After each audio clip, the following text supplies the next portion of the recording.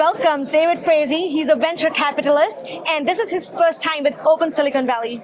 First of all, tell us, how has your experience been with Open Silicon Valley, and what are you doing here today? So, a little overwhelming. There's so many people, but I'm used to the chaos. I do a lot of work like this all over the world.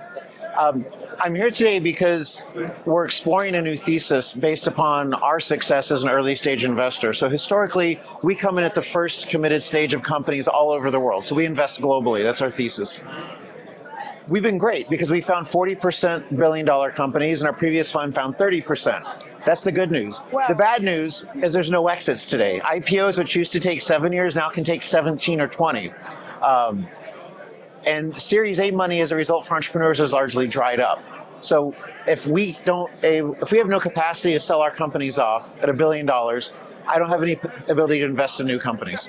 So I've been exploring new ways that we can help provide liquidity to early stage founders, to early stage investors and other funds so that they can get money out to keep this ecosystem going. There's a lot of money at the seed stage and a lot of money at the late stage, but the true Series A, like $5, $10 million, from our perspective, is largely dried up, and that's not good for the ecosystem long term. That's a real gap in the market. So how can the attendees here in Open Silicon Valley's annual forum benefit from it, and how can the larger Pakistani American diaspora connect with you and benefit from this? So look us up, first of all. Happy to talk to you about your companies, but we're really targeting early stage investors who have conviction about their best deals but need some money out for new deals. Early stage founders who have been in companies for 10, 12 years who are looking for some liquidity. It's very hard around here, especially in Silicon Valley, not to make what you could at Google, but you have a startup that could be worth $1 billion, yet you're cash poor. And those who have a vision about increasing the economy of the world, because at the end of the day, what this is really about is using innovation and entrepreneurship to decrease poverty, create opportunities, to transform problems of the world, and really change all of us from people who experience problems to those who solve problems. I mean, it's the greatest tool of substantive economic opportunity equality ever created. But we do have this one gap we have to solve so that more people have a chance to put their vision into the world. Okay, and tell us more about the secondary markets that we were talking about earlier. So the secondary markets right now are fairly predatory.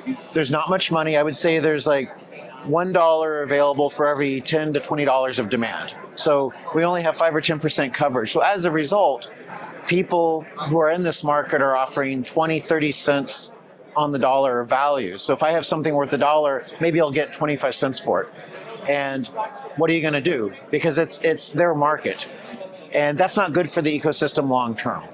I mean, you have to have enlightened self-interest. Maybe that enriches you in the short term, but as a community, we're all poor. We need entrepreneurship and innovation in early stage companies to be funded and entrepreneurs to be able to sustain their long-term vision if we're going to continue this magic ride we've been on. This is the greatest period of economic growth in the history of humanity, more than Renaissance Florence, more than the Industrial Revolution, right here, right now, the last 30 years, and it's exponential and just starting.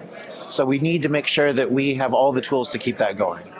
So entrepreneurship is at the heart of Open, obviously. So we hope to see you build a stronger relationship with Open. Do you have any message or takeaway from today's conference?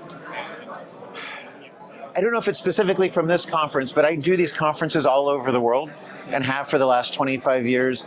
And I'm always amazed at the tenacity and energy of entrepreneurs to solve problems. Entrepreneurs are like the grass between the cracks in the sidewalk. They just grow up and they're always there.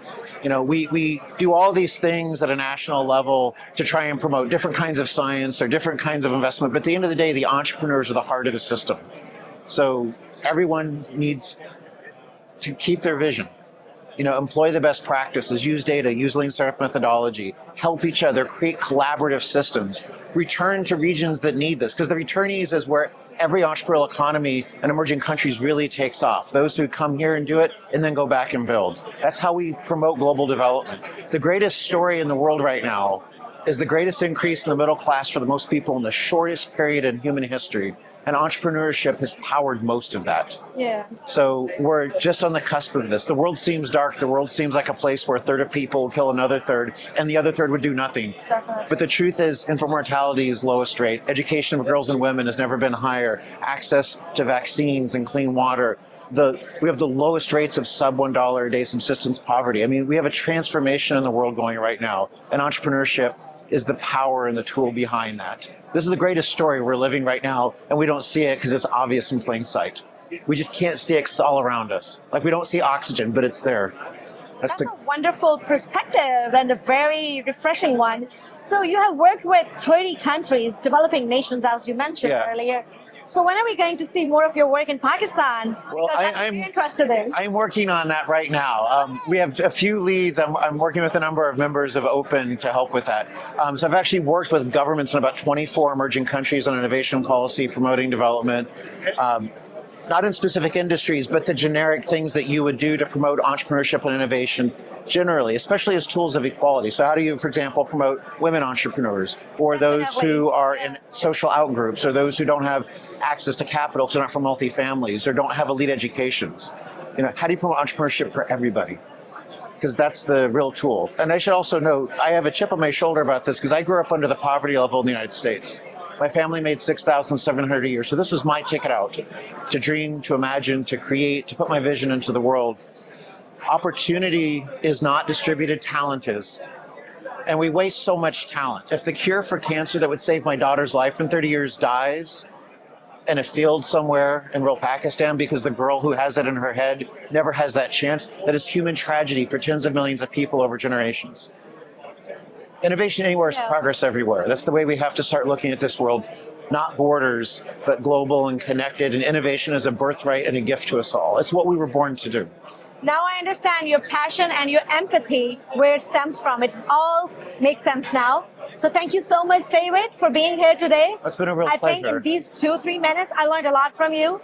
And your passion shows very much. Well, the passion's everywhere in this room. I mean, there's not a single boring person I've met. Definitely. So we're looking forward to build a relationship between Open and your organization and carry it forward in the best possible manner and benefit more Pakistani American community. Thank you very much. Thank you so much. Thank you so much.